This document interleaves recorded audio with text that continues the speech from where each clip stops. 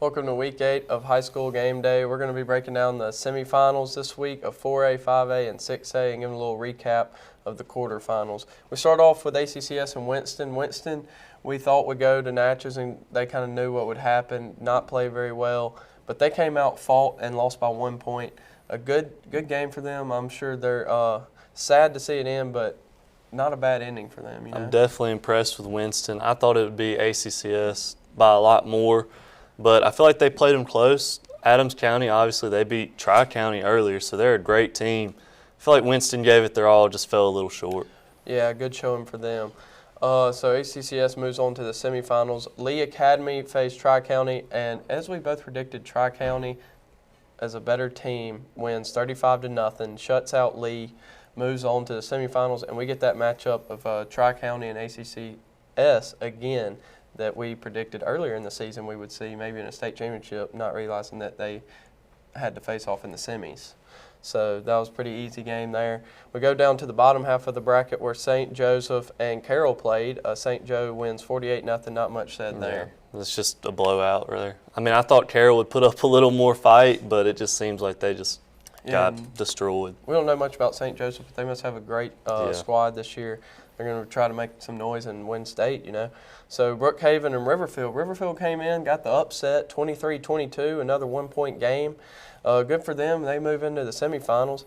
That'll be a tough matchup as they have to go to St. Joe, Greenville. So what do you think? I mean, Riverfield winning by 1, that's a tough one. Brookhaven, I thought was going to come out there and beat them by probably 2 touchdowns or so. But, I mean, you never know with playoffs. I mean, that's the saying. It's just all mixed up. You never know who's going to win. I'm proud of Riverfield, but, I mean, Nate Sweet's going to be a tough one for him. St. Joe, who scored 48 last week. I don't know. So we got Tri-County ACCS, which I'm going to take Tri-County there. They bounce back from that regular season loss and get their revenge. And St. Joseph, Greenville, I think they kill Riverfield in the semifinals, and we get a good matchup in 4A. Is that? Yeah, I'm about the same on that one. All right, that wraps up 4A. We're going to move on to 5A, where we start with Heritage Academy and Pillow. Jay Stevens, he went off last week, 6 touchdowns, I think 5 rushing, pick 6. So just dominated that game. Talked to Jack Ketchum, and he said all he had to do that night was just hand the ball off to Jay, and they just tore Pillow's defense apart. I mean, not a bad showing in the first half, though. Pillow fought. They just didn't have enough in the second half. I saw a ray of hope for Pillow there for a minute, and then it just seems like Jay Stevens cut on a switch, and he just started running the football really hard, and they couldn't stop him. Yeah, and it just didn't feel like Pillow could get their passing game going to get the run game going for Dane Sanford, who just is also a great back in the backfield. So Heritage moves on to the semis. They'll face Oak Forest, who beat Mag Heights 34-7. Kind of a surprise. We both thought Oak Forest would come in, win that 5-4 matchup, but we didn't think they'd dominate like that. I didn't see that one at all. I thought it'd be a lot closer. I mean, I thought it'd be an overtime game possibly, but they went to Mag Heights and beat them by just too much. Yeah. Surprising. So tough showing for Mag Heights as their season comes to a close. Kapai and Leek, not what we expected. Leek just got absolutely destroyed, 47-6. Tough game for them to end their season on. Kapai moves on fairly easily. They scored 40 of those points in the first half, so it was 40-0 at halftime. Not much to that one. So very, very tough for Leek. Simpson and St. Joe Madison played. Simpson took that one 34-26. A great showing for St. Joe Madison. They came in as the 11th seed, upset Lamar in the first round, then went to Simpson and made it a close competitive game. Tough to see their season end, but Simpson should be in the semis as they are. St. Joe definitely made some waves in playoffs. They made some trouble. They almost took Simpson out, but they didn't. Simpson's got to play a little better if they want to make it all the way. Yeah, so now we have Heritage and Oak Forest and Kapai and Simpson. In the Heritage game, I think I'm going to take Heritage home field. I think the run game's too much for Oak Forest, but look out because I think Oak Forest has a great football team. I mean, Heritage, if they play the way they did last week, there shouldn't be much to it. Oak Forest, they've always been big. They've always been physical. Last year, I think it was the same matchup. Oak Forest at Heritage. Heritage pulled it out, so I see that again. All right, and Kapai and Simpson, probably the most look forward to game of this playoffs.